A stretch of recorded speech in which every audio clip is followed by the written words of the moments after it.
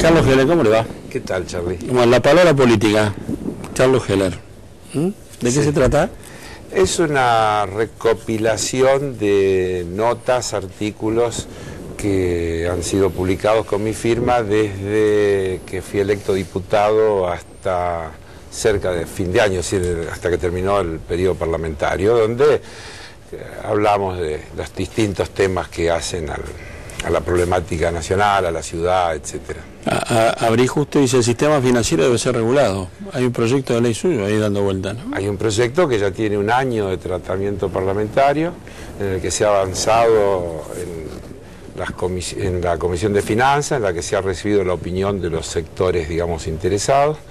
Y bueno, que esperemos que en este periodo que va a empezar el 1 de marzo pueda tratarse en el recinto y podamos tener un nuevo ordenamiento financiero que básicamente, como nosotros decimos en el título del proyecto, aspira a ser una ley pensada desde los usuarios en vez de estar pensada desde las entidades, estableciendo qué tienen que hacer las entidades para satisfacer los requerimientos y las necesidades de los usuarios, partiendo de la idea de que la actividad financiera es una actividad esencial, básica, que tiene que ver con casi todas las cosas que la gente hace, que cuando se interrumpe la actividad financiera es como cuando se apaga la luz, porque deja de funcionar todo, y por eso nosotros decimos que debe ser pensado como un verdadero servicio público y que desde allí hay que crear las reglas que permitan la universalidad del acceso, es decir, que sea un derecho que todos los ciudadanos y ciudadanas puedan acceder,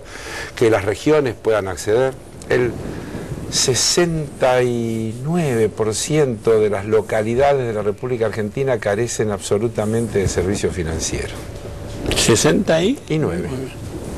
Solo hay actividad financiera en el 31% de las localidades. Desde luego, son las grandes, donde no hay son las más chicas, pero vive gente ahí, son ciudadanos. Y no tienen por qué ser de segunda, tienen derecho. Para eso hay que crear regulaciones que lo hagan factible. Hay que hacer que el crédito les llegue a las pymes en proporción a lo que las pymes significan como generadoras de empleo. Ahora, Carlos, mire que se ha hablado mucho de eso, ¿no? Del crédito para las pymes. Pero no va a ser nunca voluntario.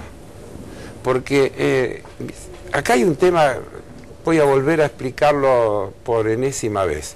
Si usted deja que sea el mercado elige sus mejores opciones y sus mejores opciones son las de máxima rentabilidad. Entonces, entre prestarle a alguien para que compre un torno, prestarle a alguien para que compre un LED, es mucho más negocio prestar para comprar un LED. Muchísimo más negocio. Entonces usted tiene que establecer una regulación muy simple que diga que una determinada proporción de la cartera del sistema financiero debe estar volcado a apoyar al sector productivo y en particular a las pequeñas y medianas empresas. Puede establecer regulaciones que tengan que ver con lo regional. Si queremos terminar con un país tan macrocefálico, todo el mundo habla de la necesidad del desarrollo regional, hace falta financiación. Entonces necesitamos un sistema regulado, orientado, y que no va a dejar de ser ni siquiera un buen negocio para el sistema financiero, desde luego que no será tan negocio, pero seguramente que va a permitir que mucho más gente utilice los servicios financieros y tal vez en el volumen termine siendo tan rentable como es hoy. Carlos, bueno, año electoral, ¿cómo lo está viendo? Bueno, como son los años electorales, complicados. En la largada, ¿no es cierto? Porque estamos en la etapa de las precandidaturas y demás. Yo creo que el gobierno tiene a su favor que la macroeconomía está bien, más allá de lo que se quiera decir, que hay que mirar muy atrás en la historia. No sé si vamos a encontrar un periodo de crecimiento sostenido como el que se ha tenido, de superávit fiscal y comercial como el que se sigue teniendo, de reservas como las que se han acumulado, de disminución notable del peso de la deuda externa comparada medida en términos de producto, y de lo que significa el costo financiero de esa deuda que aún subsiste, de la cantidad de empleo que se generó en estos años. de la cantidad de gente que ha sido incluida en el sistema previsional, del crecimiento que han tenido los gastos sociales, tanto a través de cosas como la asignación universal, como por ejemplo el 6% del PBI volcado a educación, que es un dato novedoso para la Argentina en términos históricos. Y así podríamos seguir diciendo un montón de cosas, lo cual no quiere decir que no haya insuficiencia, ni falencias, ni cosas. ¿Y la inflación? ¿Es el principal problema de la inflación? Sin duda que es un problema. El problema cuando hablamos de inflación es discutir por qué hay inflación. Decir que la inflación es porque el INDEC mide mal es por lo menos una simplificación, a mi juicio, inaceptable. Históricamente la inflación obedece a que los países, por ejemplo en la Argentina, un país que tenía déficit y que cubría su déficit emitiendo. El tema hoy de la emisión o del gasto en un país que tiene superávit no tiene el impacto que tenía antes. Hay una traslación mecánica de conceptos viejos que se siguen repitiendo sin tener en cuenta que es un país diferente. ¿Por qué cuando discutimos salarios, en vez de discutir cuál es el índice de inflación, no discutimos cuál es el índice de rentabilidad de las empresas? Porque los salarios se van a pagar con el resultado de las empresas. Entonces, sería una manera mucho más novedosa. El Recalde, que es uno de los que ha impulsado el proyecto, dice que este año vuelve al ruedo con ese tema. Claro, no, pero al margen de ese proyecto. Yo digo, queremos discutir salario. Yo he escuchado recién al senador Sanz decir, no se puede discutir salario porque no se sabe cuál es el índice de inflación. Pero sí se conocen los balances de las empresas, se conoce la cantidad de fondos que se han remitido al exterior en concepto de utilidad de las empresas internacionales. Por ejemplo, el 2009, que fue un año difícil, de crisis mundial y demás, la Argentina tuvo, las empresas extranjeras que operan en la Argentina remitieron récord de utilidades al exterior. ¿Sabe cuál fue el sector que más utilidades giró? El petrolero.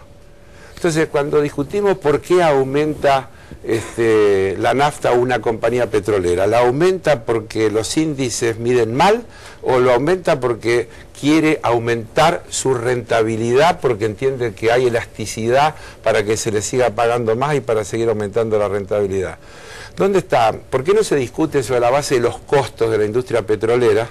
A ver si esos costos, porque nosotros no podemos decir que sube el precio de la nafta en la Argentina porque hay crisis en Egipto, porque la nafta esa que se produce en la Argentina es toda de extracción local.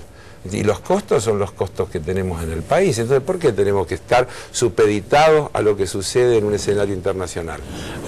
Dio su visión económica. ¿Y políticamente cómo está viendo el año? ¿Ve a una Cristina Fernández siendo candidata? ¿Ve a un kirchnerismo frente a la victoria buscando aliados, abriéndose?